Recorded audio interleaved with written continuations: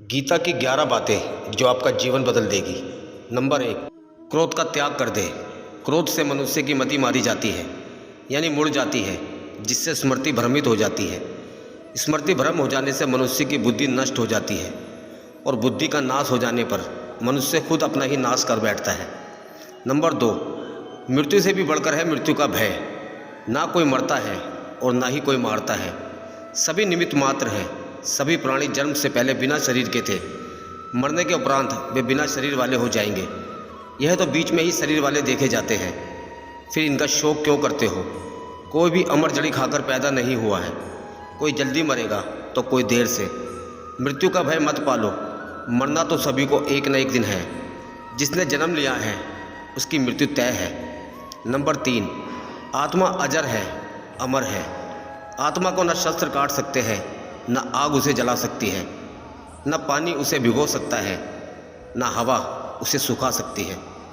जो लोग यह मानते हैं कि मरता सिर्फ शरीर है, आत्मा नहीं, मेरे अपने जो मर गए हैं असल में वो मरे नहीं हैं, उन्होंने तो देह छोड़ी है, वे कहीं और जन्म लेंगे। ऐसे लोग ही सच्चा मार्ग ढूंढ लेते हैं। कोई हमारा अपना नहीं है। गीता में श्री कृष्ण अर्जुन से कहते हैं कि हे अर्जुन, तेरे और मेरे कितने ही जन्म हो चुके हैं। आज जिसे तू अपना समझ रहा है वे पूर्व जन्म में तेरे नहीं थे। मेरे और तेरे बहुत से जन्म हो चुके हैं। मैं उन सभी जन्मों के बारे में जानता हूँ, लेकिन तू नहीं जानता। नंबर 5, कर्मवान बनो, आस्थावान नहीं। कर्म पर ही तुम्हारा अधिकार है, लेकिन कर्म के फलों में कभी नहीं। इसलिए कर्म को फल के लिए मत करो, और ना ही काम करने में तुम्हारी आसक्ति हो। जिसका मन अपने वश में है, जो जितेंद्रिय एवं विशुद्ध अंतःकरण वाला है, और संपूर्ण प्राणियों का आत्मरूप परमात्मा ही जिसकी आत्मा है, ऐसा कर्मयोगी कर्म करता हुआ भी लिप्त नहीं होता। कर्मों में कुशलता को ही योग कहते हैं। नंबर 6, नरक का द्वार। काम, क्रोध तथा लोभ, ये 3 प्रकार के नरक के द्वार स्वार्थ अनर्थों के मूल और नरक की प्राप्ति में हेतु होने से यह काम, क्रोध और लोभ को नरक का द्वार कहते हैं। आत्मा का नाश करने वाले अर्थात उसको अधोगति में ले जाने वाले हैं। अतएव इन तीनों को त्याग देना चाहिए।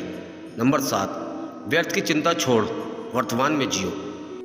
क्यों व्यर्थ चिंता करते हो? किससे व्यर्थ डरते हो? कौन तुम्हें मार सकता है? आत्मा ना पैदा होती है, ना मरती है। जो हुआ वह अच्छा हुआ, जो हो रहा है वह अच्छा हो रहा है, जो होगा वह भी अच्छा ही होगा।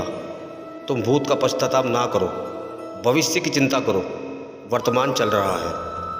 नंबर 8, लगाव ही दुख का कारण है। तुम्हारा क्या गया जो तुम रोते हो? तुम क्या लाए थे जो तुमने खो दिया? तुमने क्या पैदा किया था जो नाश हो गया? ना तुम कुछ लेकर आए, जो लिया यहीं से लिया, जो दिया यहीं पर दिया। जो लिया इसी भगवान से लिया, जो दिया इसी को दिया। खाली हाथ आए और खाली हाथ चले जाओगे। जो आज तुम्हारा है कल किसी और का था, परसों किसी और का होगा। तुम इसे अपना समझकर मग्न हो रहे हो। बस यही प्रसन्नता तुम्हारे दुखों का कारण है। नंबर 9, परिवर्तन को समझो और उसके साथ रहो। परिवर्तन संसार का नियम है। जिसे तुम मृत्यु समझते हो वही तो जीवन है। एक क्षण में तुम करोड़ों के स्वामी बन जाते हो, और दूसरे ही क्षण में तुम दरिद्र हो जाते हो। मेरा तेरा छोटा बड़ा, अपना पराया मन से मिटा दो, फिर सब तुम्हारा है, तुम सबके हो। ना यह शरीर तुम्हारा है, ना तुम शरीर के हो। यह अग्नि, जल, वायु, पृथ्वी, आकाश से बना है और इसी में मिल जाएगा। परंतु आत्मा स्थिर है, फिर तुम क्या हो? नंबर 10, धर्म की शरण में रहो। यदि तुम कुछ नहीं कर सकते हो तो श्री कृष्ण कहते हैं तुम अपने आप को भगवान को अर्पित करो। यही सबसे उत्तम सहारा है। जो इसके सहारे को जानता है वह भय, चिंता व शोक से सर्वदा मुक्त रहता है।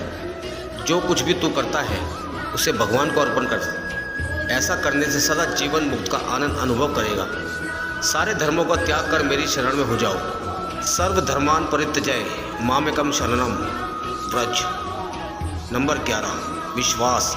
मनुष्य अपने विश्वास से निर्मित होता है। जैसा वह विश्वास करता है वैसा वह बन जाता है।